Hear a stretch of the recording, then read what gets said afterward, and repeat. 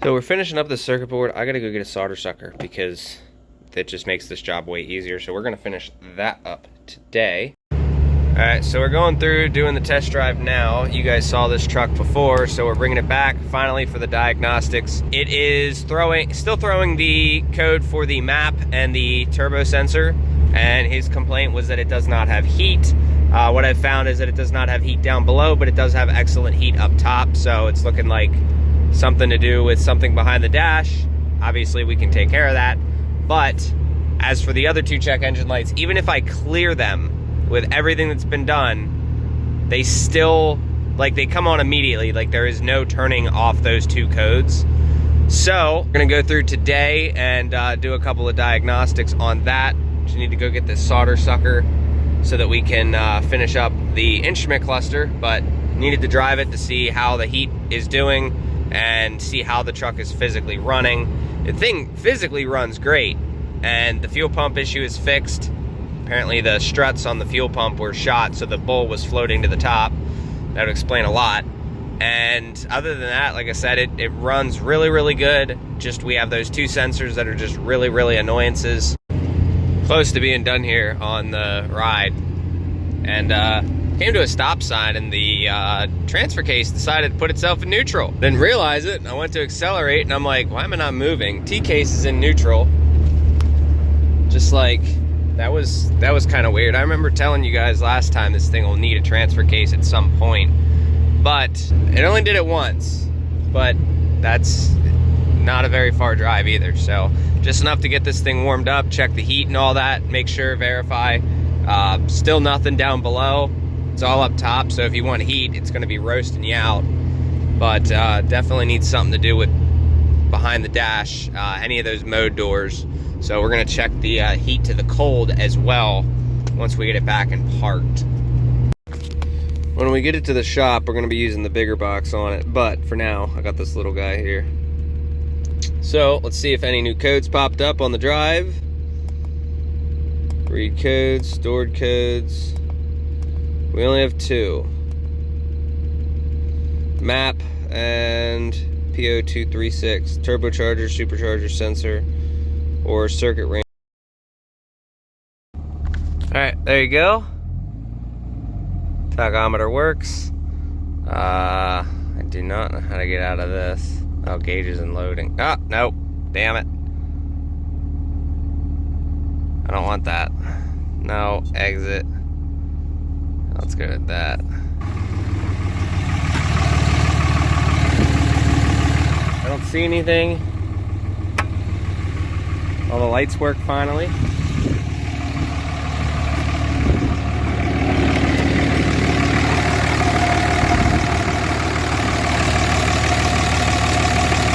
I see no leaks. Alright, so we're gonna grab this ATF that I got for this thing. That's gonna be, we'll bring that back in a minute.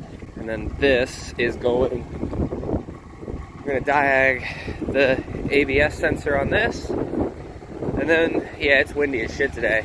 And then bleed the power steering. And then she's good to get picked up.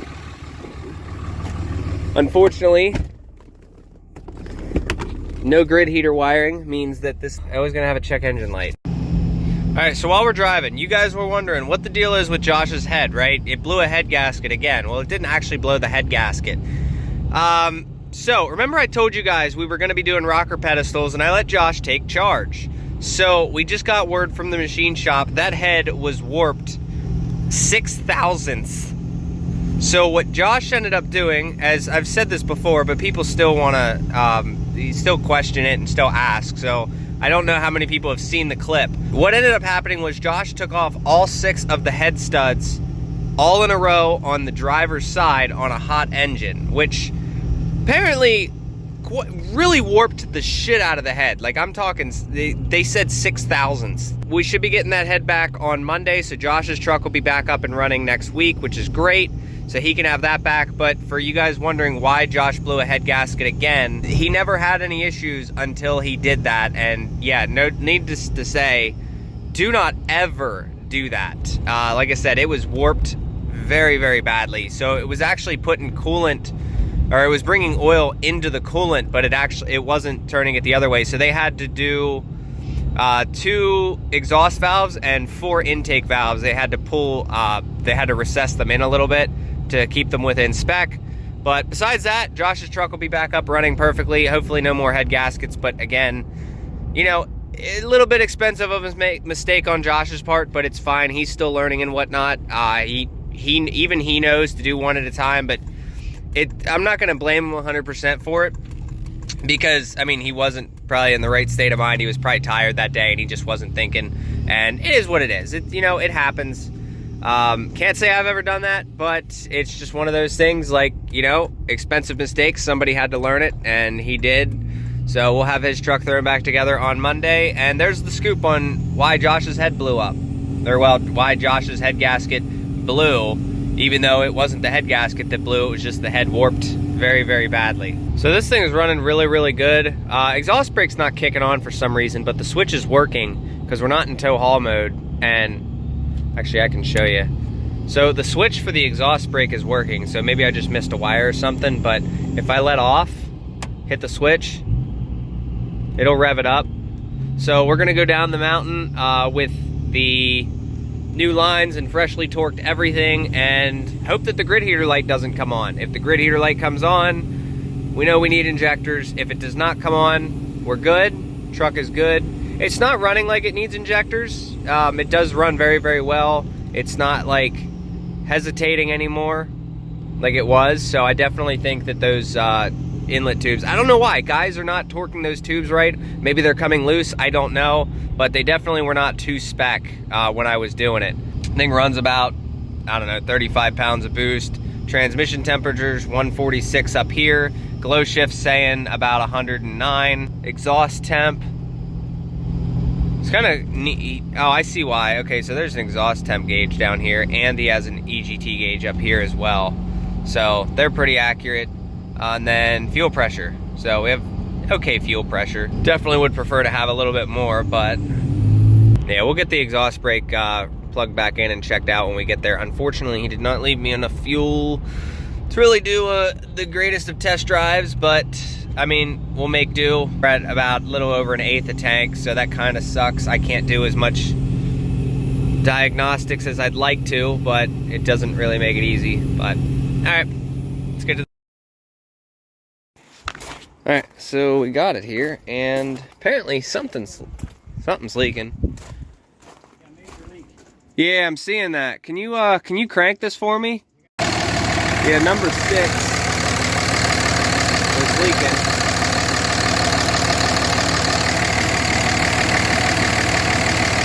This sucks.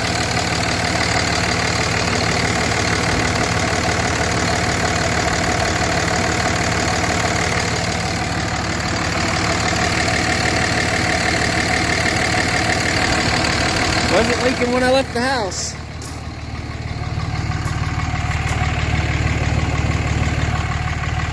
That sucks, because that went all over the driveway too.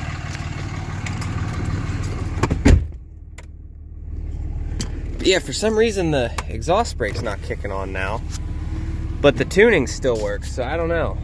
All over the driveway. That fucking sucks. Don't tell me I just ran over another. Yeah, ran over my cone.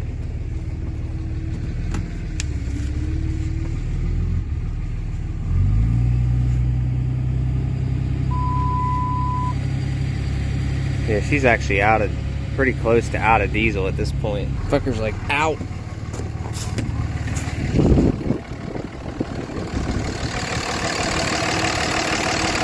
Oh, she's clean now.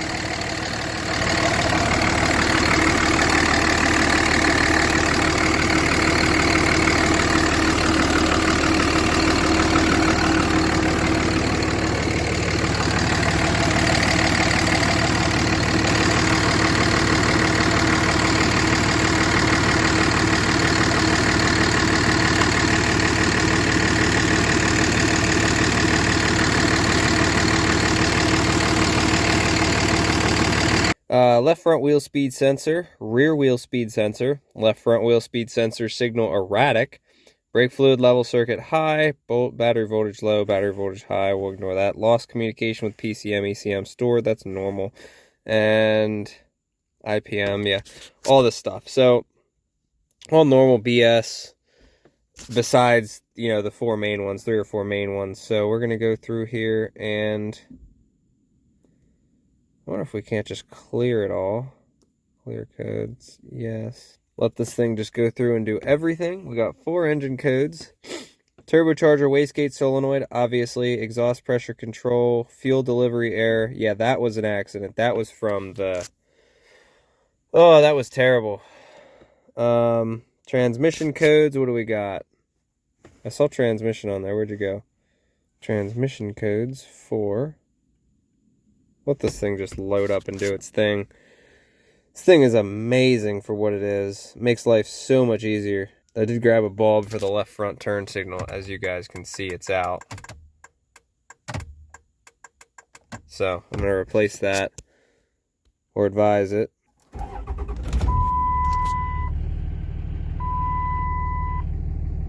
Alright, now that she's running. This thing is so low on fuel. Like, we are out of fuel. Scanner 6. Yeah, these things are nice to have. You guys, seriously, quit bitching about my little tiny scanner boy that's over there. Okay, do a code scan and see what comes up now. There's your diag on it. This thing's pretty much done besides the, there's a little bit of slop in here. I adjusted it a little bit, but... Alright, so we are going to check out the grid heater stuff sometime tomorrow. He approved all that, so we're going to check out the ABS. It looks like the front left is reading wrong.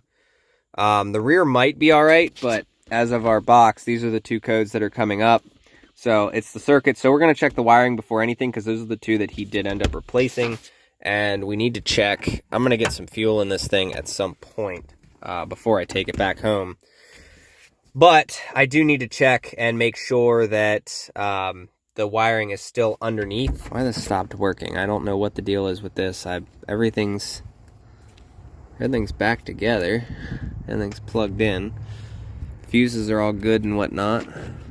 So, no idea. But I need to check. Yeah, that's what sucks. I need to check and make sure the wiring is still there for these grid heaters. Looks like whatever was here got chopped. No lights on the dash is the goal, but I don't know if those are grid heater wires. It would suck if they were, because they're cut. So I'll have to get up underneath there. Probably going to end up taking this down at some point, and we will go from there. So little things here and there. But that fuel leak was the number 6. That really sucked. Luckily no more leaks at this point, but yeah, I don't know what the deal is with the exhaust brake and why it stopped working after everything. Everything's plugged, everything's good. Ah, yes, the wind. It's windy. Alright. I don't see any leaks. It's a good sign. Let me check something quick though. Pretty sure it's this one. Oh, he's got LEDs. Wait a second.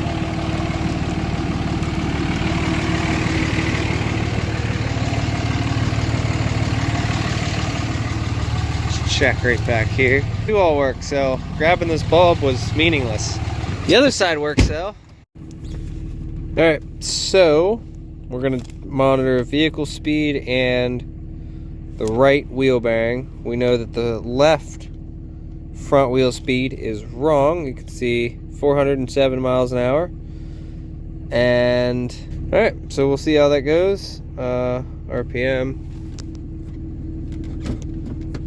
I'm gonna follow this and